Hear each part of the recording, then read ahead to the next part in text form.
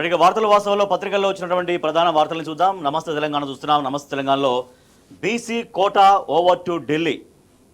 BC quota ఢిల్లీకి చేరుకుందిగా. 42% రిజర్వేషన్ల బంతిని కేంద్రం కోర్టులోకి నెట్టి చేతులు దులుపుకున్న కాంగ్రెస్ సర్కార్.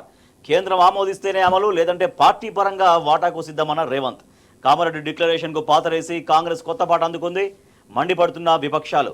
42% బీసీలకు ఖచ్చితంగా అమలు చేస్తామని కాంగ్రెస్ ప్రభుత్వం అప్పుడు ఎన్నికలకు ముందు కామారెడ్డి బీసీ డిక్లరేషన్ సభలో పెట్టి మరీ స్పష్టంగా ప్రకటన చేసింది. 6 నెలలలోపే ఈ ప్రాసెస్ కంప్లీట్ చేస్తామన్నారు. కానీ ఇప్పుడు సంవత్సరం అయిపోయిన తర్వాత కూడా 2 నెలలు అయిపోయింది.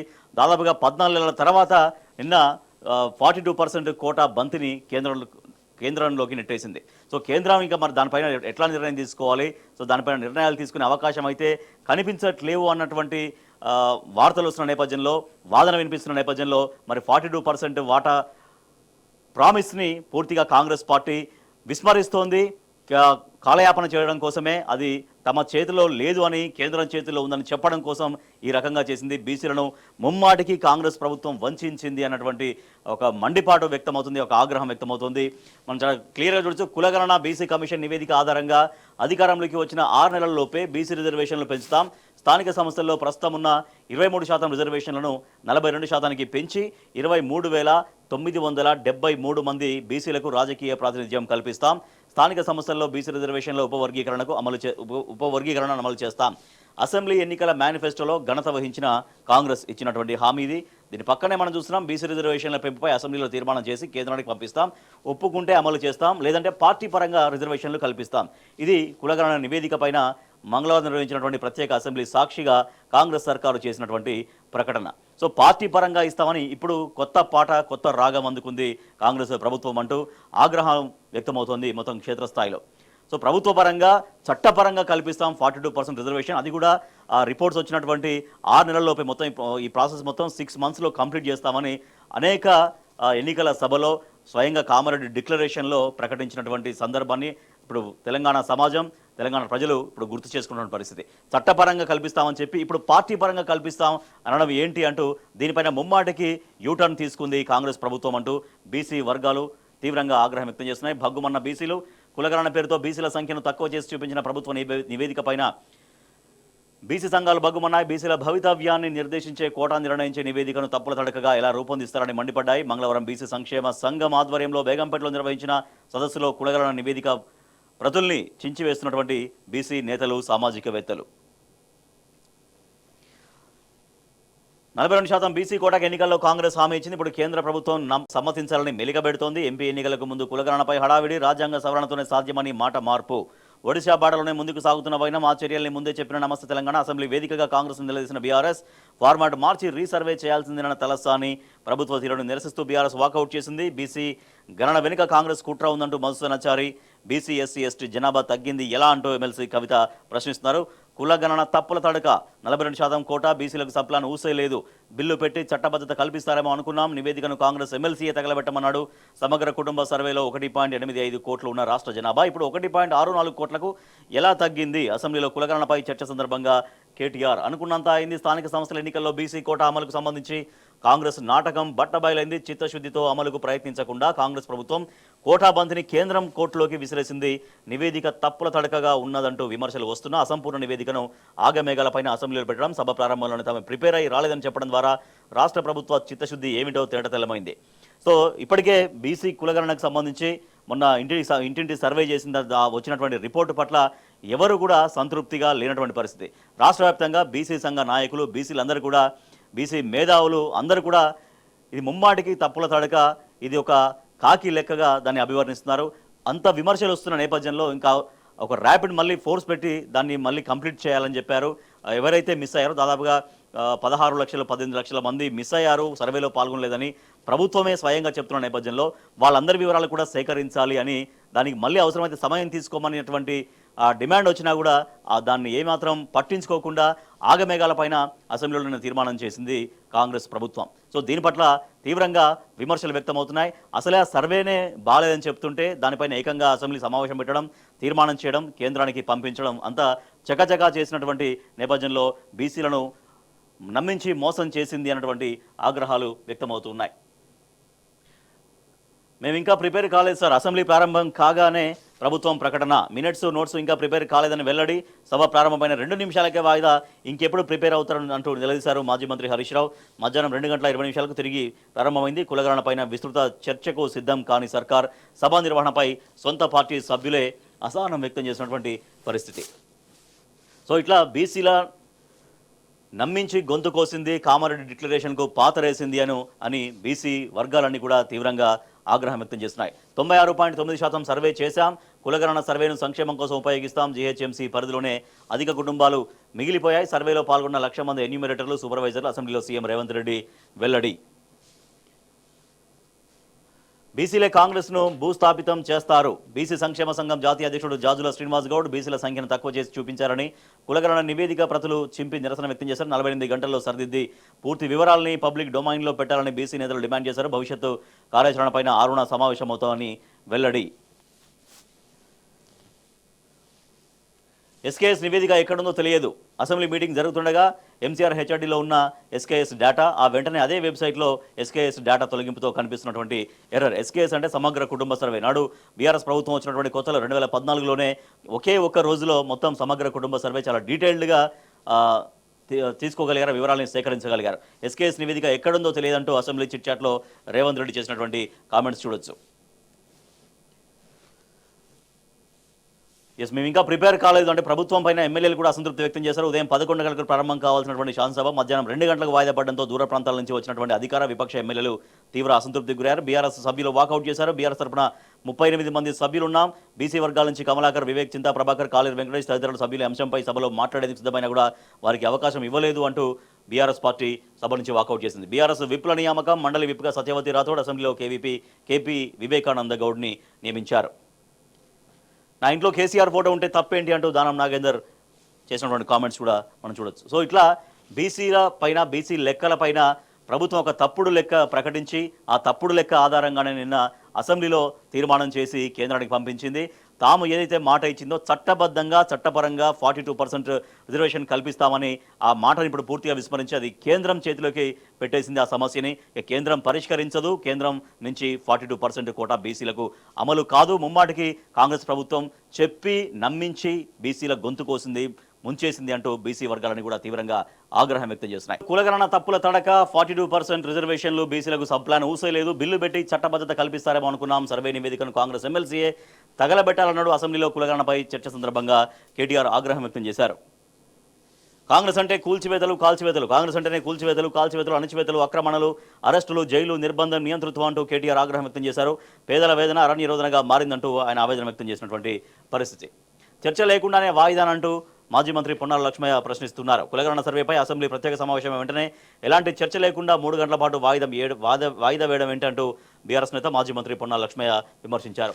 ఫార్మాట్ మార్చి రీసర్వే చేయాల్సిందే, గ్రేటర్ పరిధిలో 30% కూడా సర్వే పూర్తి కాలేదు, బీసీ, ఎస్సీ, ముస్లిం జనాభా ఎందుకు తగ్గింది, తీర్మానం చేస్తే సరిపోదు, చట్టబద్ధత కల్పించాలి. అసెంబ్లీలో చర్చ సందర్భంగా బీఆర్ఎస్ ఎమ్మెల్యే తలసాని శ్రీనివాస్ యాదవ్ బీసీలు ఎస్సీలు తగ్గడం ఏమిటి, ఓసీలు పెరిగి బీసీ ఎస్సీల సంఖ్య ఎందుకు తగ్గింది, లోపాల సవరణకు మళ్లీ సర్వే చేయాలి, నివేదికపై సభలో సుదీర్ఘ చర్చ జరపాలి. మండలిలో ప్రతిపక్ష నేత సిరికొండ మధుసూదనాచారి, శాసన మండలి నుంచి వాకౌట్ చేసిన మండలి విపక్ష నేత మధుసూదనాచారి, ఎమ్మెల్సీ కవిత, మహమూద్ అలీ, వాణిదేవి, తకలపల్లి రవీందర్, షేరి సుభాష్ రెడ్డి తదితరులు. మండలి నుంచి బీఆర్ఎస్ వాకౌట్ చేసింది. సామాజిక, ఆర్థిక, విద్యా, ఉపాధి, రాజకీయ కుల సర్వే 2024 నివేదికపై బీఆర్ఎస్ ఎమ్మెల్సీలు నిరసన వ్యక్తం చేశారు. మంగళవారం శాసన మండలి నుంచి వాకౌట్ చేశారు. కులగణన పేరుతో బీసీ హక్కులు కాలరాస్తున్నారంటూ మధుసూదనాచారి ఆరోపించారు. అందుకే నిరసనగా సభ నుంచి వాకౌట్ చేసినట్టు తెలిపారు. ఒక వర్గం జనాభా ఎలా పెరిగింది, అన్ని వర్గాల జనాభా ఎందుకు తగ్గింది, కేవలం ప్రకటనలతోనే ఉపయోగం లేదు, స్థానిక ఎన్నికల్లో రిజర్వేషన్లపై స్పష్టత ఇవ్వాలి, శాసన మండలిలో ఎమ్మెల్సీ కవిత డిమాండ్ చేశారు. శాసనసభకు తీరని అవమానం, నిమిషంలోనే సభ వాయిదా వేస్తారా, సర్కారు వైఖరిపై బీఆర్ఎస్ ఫైర్, ఉమ్మడి రాష్ట్రంలోనూ ఇలా జరగలేదు అంటూ బీఆర్ఎస్ నాయకులు తీవ్రంగా ఆగ్రహం వ్యక్తం చేశారు. సో ఇట్లా బీసీల కులగణనకు సంబంధించిన తప్పుడు లెక్కతోటే నిన్న ప్రభుత్వం తీర్మానం చేసి కేంద్రానికి పంపించింది. వాళ్ళు ఇచ్చినటువంటి చట్టబద్ధతతో కూడినటువంటి 42% హామీని తుంగలో తొక్కినటువంటి పరిస్థితి. మరొక వార్త మనం చూస్తున్నాం. ఇంటింటి సర్వే పక్కన పెట్టి ఎస్సీ వర్గీకరణ, ఉమ్మడి రాష్ట్రపు లెక్కల ఆధారంగా సిఫారసులు, 3 కేటగిరీలుగా 59 కులాల ఉపకులాల విభజన, క్రిమిలేయర్ సిఫారసును ప్రభుత్వం తిరస్కరించింది. ఏకసభ్య కమిషన్ నివేదికపై సర్వత్రా విమర్శలు వస్తున్నాయి. రేవంత్ సర్కార్ తీరుపై దళిత సంఘాల నిప్పులు, సిఫారసుల అమలును వ్యతిరేకిస్తున్నామంటూ బీఎంఐ, మొదటి నుంచి వర్గీకరణకు మద్దతు ఇచ్చామంటూ కేటీఆర్ వెల్లడించారు. 3 గ్రూపులుగా ఎస్సీ వర్గీకరణ, గ్రూప్ 1 15 కులాలు, గ్రూప్ 2 18 కులాలు. ఇది గ్రూప్ 1లో 15 కులాలు ఉంటాయి, దానికి వాళ్ళకి 1% రిజర్వేషన్. గ్రూప్ 2లో 18 కులాలు ఉంటే వాళ్ళకి 9% రిజర్వేషన్. గ్రూప్ 3లో 26 కులాలు ఉంటే దాంట్లో 5% రిజర్వేషన్ కల్పించే విధంగా రాష్ట్రంలోని షెడ్యూల్ కులాల వర్గీకరణ విషయంలో రేవంత్ రెడ్డి ప్రభుత్వం మాట తప్పింది. సుప్రీంకోర్టు తీర్పు నేపథ్యంలో రాష్ట్రంలో ఎస్సీల వివరాలను సమగ్రంగా సేకరించి వర్గీకరణ ప్రక్రియను చేపడతామని పేర్కొన్న సర్కార్ పాత లెక్కలపైనే ఆధారపడడంపై సర్వత్రా విమర్శలు వెల్లువెత్తుతున్నాయి. సో ఇట్లా బీసీలకు సంబంధించినటువంటిది అలాగే ఎస్సీలకు సంబంధించినటువంటిది 2 విషయాల్లో కూడా ప్రభుత్వం లెక్క తప్పింది, మాట తప్పింది అన్నటువంటి విమర్శలు సర్వత్రా వస్తున్నాయి. 3 గ్రూపులుగా ఎస్సీల వర్గీకరణ, గ్రూప్ 1కు 1%, గ్రూప్ 2కు 9%, గ్రూప్ 3కి 5% రిజర్వేషన్స్. రాష్ట్రంలో 59 ఉపకులాల గుర్తింపు, క్రిమిలేయర్కు ప్రభుత్వ తిరస్కరణ, అసెంబ్లీలో సీఎం రేవంత్ రెడ్డి వెల్లడి. ఎస్సీ కులాలకు రోస్టర్ పాయింట్లను కమిషన్ ఈ విధంగా సిఫారసు చేసింది. గ్రూప్ పేరు ప్రతిపాదిత రోస్టర్ పాయింట్లు గ్రూప్ 1కి 7, గ్రూప్ 2కి 2, 16, 27, 47, 52, 66, 72, 87, 97. గ్రూప్ 3 22, 41, 62, 77, 91. సో గ్రూప్ 1 కింద ఎటువంటి కులాలు 15 కులాలను చేర్చారు, గ్రూప్ 2లో 18 కులాలని చేర్చారు, గ్రూప్ 3లో 26 కులాలని చేర్చారు. వర్గీకరణకు మద్దతు ఇచ్చిందే బీఆర్ఎస్. తెలంగాణలో అవసరమైన చర్యలు చేపట్టింది మేమే, శాసనసభలో తీర్మానాన్ని ఆమోదించారు నాడు కేసీఆర్ హయాంలో. ఎస్సీ డిక్లరేషన్ అమలు ఎప్పటి నుంచో చెప్పాలి అంటూ ఎస్సీల వర్గీకరణ అంశంపైన అసెంబ్లీలో కేటీఆర్ ప్రశ్నించారు.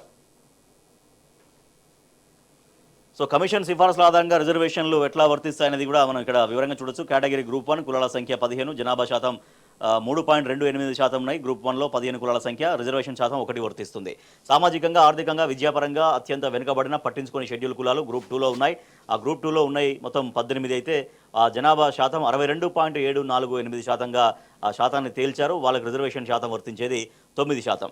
ఇక గ్రూప్ 3లో మెరుగైన ప్రయోజనం పొందిన షెడ్యూల్డ్ కులాలు గ్రూప్ 3లో 26, దీంట్లో మొత్తం 33.963% అయితే వాళ్ళకు వర్తించేది 5% రిజర్వేషన్లు. సో మొత్తం 59 కులాలు, జనాభా శాతం 100% అంటే అన్ని కులాలు కలిపి 100% అయితే రిజర్వేషన్ శాతం మొత్తం 15%గా ప్రభుత్వం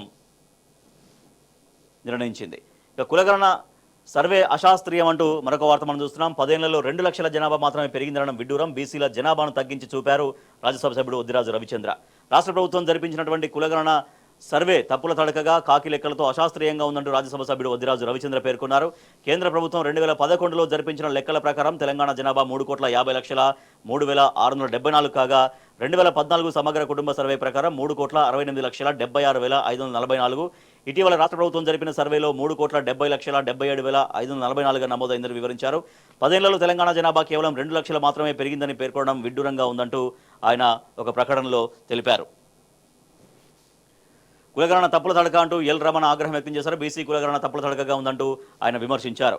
వర్గీకరణ ఆధారంగానే ఉద్యోగాలంటూ జీవన్ రెడ్డి వ్యాఖ్యానించారు. కులగణన ఆధారంగా రిజర్వేషన్లు ఇస్తామని బట్టి విక్రమార్క స్పష్టం చేశారు. ఎస్సీ వర్గీకరణ తక్షణం అమలు చేయాలి మండలి డిప్యూటీ చైర్మన్ బండా ప్రకాష్. హామీల అమల్లో మాట తప్పిన ప్రభుత్వం అంటూ బీసీలకు 42% రిజర్వేషన్ అమలు చేయాల్సిందే శాసన మండలిలో బీఆర్ఎస్ వైపు సత్యవతి రాథోడ్. సర్వేలో తప్పుడు లెక్కలున్నాయంటూ అక్బరుద్దీన్ ఓవైసీ రియాక్ట్ అయ్యారు. బీసీలను మోసం చేస్తున్న కాంగ్రెస్ బీసీ జనాభా తగ్గుదల కారణం ఏంటి అంటూ బీజేపీ ఎమ్మెల్యే శంకర్ డిమాండ్ చేస్తున్నారు. రైట్, మరొక వార్త మనం చూద్దాం. కృష్ణా గోదావరి జిల్లాల వాటా తేల్చరా, వనరుల వినియోగంలో అంబేద్కర్ దార్శనికత ఏది, పార్టీ ఫిరాయింపులపై చర్యలు ఎందుకు తీసుకోరు, కోర్టులకు ఆశ్రయించే పరిస్థితి పార్లమెంటరీ ప్రజాస్వామ్యానికి సరైంది కాదు. రాజ్యసభలో బీఆర్ఎస్ పార్లమెంటరీ పార్టీ నేత కేఆర్ సురేష్ రెడ్డి చేసినటువంటి కామెంట్స్ మనం చూడొచ్చు. పరిషత్ తర్వాతే పంచాయతీ ఎన్నికలు, పార్టీల గుర్తుల ఆధారంగా 42% బీసీ కోటా, అసెంబ్లీలో ముఖ్యమంత్రి ప్రకటన, కసరత్తు చేసిన ఎలక్షన్ కమిషన్. ఎమ్మెల్సీ నవీన్పై క్రమశిక్షణ చర్యలు అంటూ పీసీసీ ఆయన చేసినటువంటి వ్యాఖ్యల పట్ల ఆగ్రహంగా ఉందని వార్త చూస్తే, ప్రకటనలు ప్రగల్భాలు, అసెంబ్లీలో కులగణనపై రేవంత్ సర్కారు తీరు, సభ్యుల ప్రశ్నలకు సమాధానాలు కరువు, హడావిడిగా సభలో పెట్టడంపై మంత్రుల అసంతృప్తి. రైట్,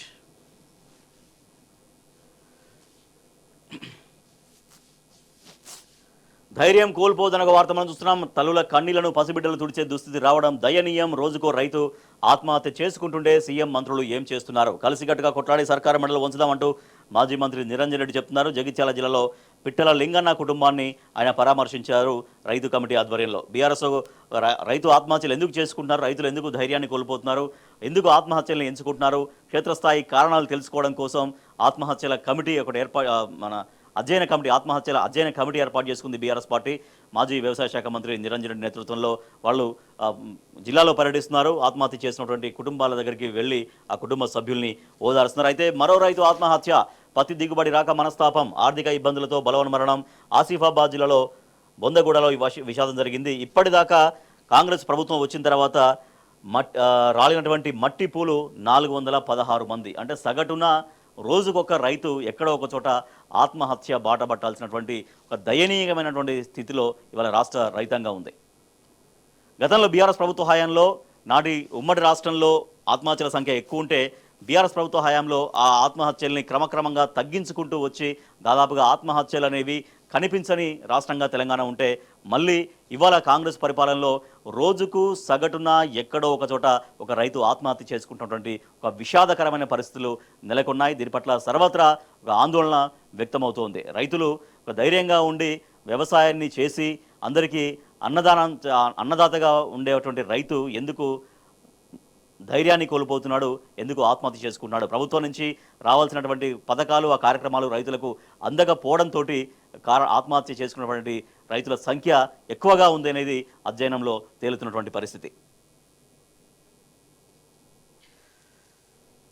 ఫిరాయింపు ఎమ్మెల్యేలకు నోటీసులు, లిఖితపూర్వక వివరణ కోరిన అసెంబ్లీ కార్యదర్శి. పార్టీ మారిన నేతలకు సుప్రీంకోర్టు ఆదేశాల నేపథ్యంలో లేఖలు, ఎప్పటిలోగా సమాధానం ఇవ్వాలో నోటీసులో లేదు అంటూ కడియం శ్రీహరి. సుప్రీం వ్యాఖ్యలు, నోటీసులతో గోడదూకిన ఎమ్మెల్యేలో దడా వేం నరేందర్ రెడ్డితో సమావేశమయ్యారు. సీఎంను కలిసేందుకు ప్రయత్నించారు, కానీ ఆ ప్రయత్నం విఫలమైంది. బీఆర్ఎస్ పార్టీ నుంచి కాంగ్రెస్ చేరినటువంటి ఎమ్మెల్యేలకు సుప్రీంకోర్టు ఆదేశాల ప్రకారం శాసనసభ కార్యదర్శి వి నరసింహాచార్యులు నోటీసులు జారీ చేశారు.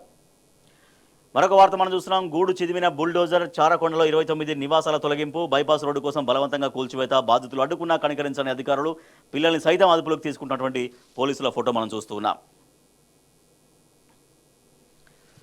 రైట్. 250 మంది భారతీయులు వెనక్కి, అక్రమ వలసదారులపై ట్రంప్ ఉక్కుపాదం. అమెరికా నుంచి అమృత్సర్కు తొలి విమానం. సుమారు 18,000 మంది భారతీయుల్ని స్వదేశానికి పంపనున్న అమెరికా ప్రభుత్వం.